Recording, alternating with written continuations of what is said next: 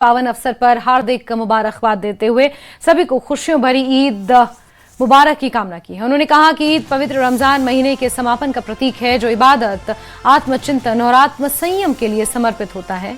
यह अवसर कृतज्ञता व्यक्त करने, भाईचारे के संबंधों को मजबूत करने और दया और उदारता फैलाने का संदेश होता है। मुख्यमंत्री उमर अब्दुल्ला सभी को ईद की ये मुबारकबाद दे रहे हैं और अमनो चैन की दुआ भी उन्होंने की है। उन्होंने कहा कि रमज़ान का महीना संयम, आत्मचिंतन और धैर्य और ये तमाम चीज़ें साथ लाता है, सिखाता है। और आज का ये दिन, ईद का ये दिन सभी के लिए मुबारक मौका होता है और इसी ईद के मुबारक मौके पे सभी को ईद की शुभकामनाएं दी हैं जम्मू कश्मीर के मुख्यमंत्री उमर अब्दुल्ला ने।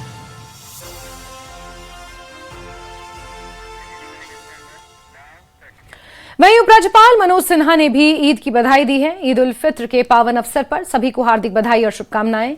ये पवित्र त्योहार त्याग का महीना, भावना और बांटने की खुशी का प्रतीक है। ईद सभी के जीवन में शांति, समृद्धि और खुशियां लेकर आए, ऐसा उपराज्यपाल मनोज सिन्हा लिखते हैं।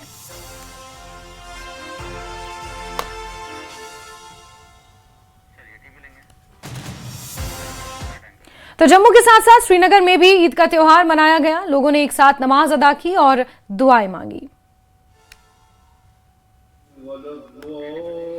तो श्रीनगर से ये तस्वीरें सामने आई हैं, जहां ईद की नमाज सबसे पहले अदा की गई। लोगों ने एक दूसरे को ईद की बधाई दी, मुबारकबाद दी। गले लगकर ये खुशियां बांटने का जो महीना था रमजान का, ये ईद के साथ खत्म हुआ है। ईद उल फित्र का त्योहार आज पूरे देश भर में धूमधाम से मनाया जा रहा है। तस्वीरें श्रीनगर से सामने आई हैं। कश्मीर में भी ईद का त्योहार धूमधाम से मनाया जा रहा है। लोग नमाजें अदा कर रहे हैं, एक दूसरे को मुबारकबाद दे रहे हैं।